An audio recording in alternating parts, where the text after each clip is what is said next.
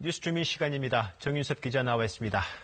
네, 정 기자, 오늘 소식은요? 네, 오늘은 제목으로 성창호 판사 기소 왜 이렇게 뽑아봤습니다. 어제 우리 보도에서도 나왔는데 이게 지금 사법농단에 연루된 판사죠? 그렇죠. 어제 검찰이 사법농단 연루 전현직 법관 10명을 재판에 넘겼는데 여기에 이제 포함된 거거든요. 근데 성 판사가 김경수 경남지사를 법정 구속해서 그렇죠. 뉴스 인물이 더 되고 있고요. 그렇습니다. 그래서 오늘 한국당과 민주당이 하루 종일 맞붙었는데요. 그 차례로 일단 들어보겠습니다.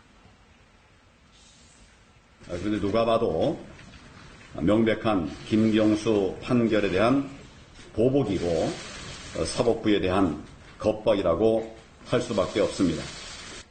공소된 사실을 보시면 법률가들이라면 당연하다고 생각할 것 같습니다. 그러니까 김경수 지사 구속에 대한 보복이다, 아니다 이렇게 맞서고 있는 상황인 거죠. 그럼 실제로 성창호 판사에게 적용된 혐의, 기소 이유가 뭔가요? 좀 자세히 설명을 드릴 텐데요. 지금부터의 설명은 검찰의 공소 사실에 나와 있는 내용입니다. 예. 일단 범죄 혐의는 공무상 비밀 누설 공무고요. 그러니까 2016년에 이른바 정은호 게이트 사건이 터졌는데 이때 검찰 수사가 법관 수사로 확대된 적이 있었거든요. 법관요? 네. 그러니까 자기 식구들인 거죠? 그렇습니다. 그러니까 그 법원행정처가 이때 자기 식구들이니까 그 법관들에 대해 수사를 막아야겠다 이렇게 나선 거고. 예. 그러니까 그런데 수사를 막으려면 이제 검찰 수사 내용을 알아야 될 거 아닙니까? 예. 이때 동원된 게 당시 영장 전담 판사였던 성창호 판사였고요. 그러니까 검찰이 영장을 청구할 때 수사 기록도 같이 내주지 않습니까? 예. 그러니까 성 판사가 이 수사 기록을 10여 차례에 걸쳐서 보고하고 심지어는 150쪽에 달하는 기록을 따로 복사를 해서 전달하기도 했다는 겁니다. 그럼 사적으로 이용했다는 거잖아요. 영장 기록을? 그렇습니다. 법관을 보호하기 위해서? 그렇죠.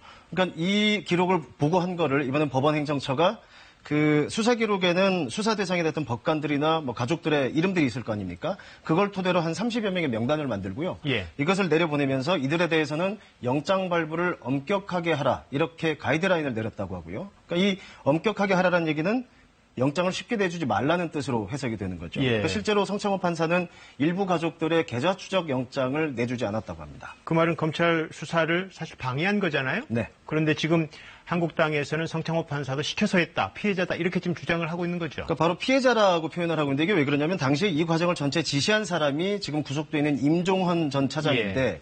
임 전 차장의 공소장에 피해자라고 규정을 하지 않았느냐. 그래놓고는 왜 갑자기 그 범법자가 됐느냐라고 주장을 하고 있는데 저희가 확인을 해보니까 피해자라는 표현은 없었습니다. 검찰은 뭐라고 합니까?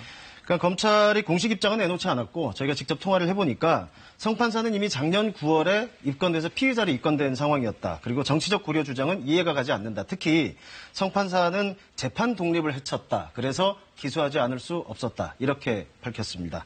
오늘 소식 여기까지입니다. 네, 정윤섭 기자였습니다.